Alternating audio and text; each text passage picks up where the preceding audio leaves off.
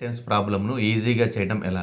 చూడండి ఒకసారి ఇక్కడ ఒక వ్యక్తి కారుపై 750 మీటర్ల దూరాన్ని 2 నిమిషాల 30 సెకన్లలో దాటిపోతే కారు వేగము ఎంత? చూడండి దూరము ఈజ్ ఈక్వల్ టు 750 మీటర్లు, కాలము ఈజ్ ఈక్వల్ టు 2 నిమిషాల 30 సెకన్లు మార్చాలి. నిమిషాలు ఉండటానికి లేదు కాబట్టి 60 + 60 + 30 that is equal to 150 seconds. 150 సెకండ్లు వచ్చింది కాబట్టి దూరము కాలము తెలిసింది కాబట్టి వేగము ఈజ్ ఈక్వల్ టు ఫార్ములా దూరము బై కాలము. దూరమేమో 750 divided by 150 that is equal 5 times that is equal 5 metre per second. కానీ ఏమడిగాడు? కిలోమీటర్ పర్ అవర్లో అడిగాడు.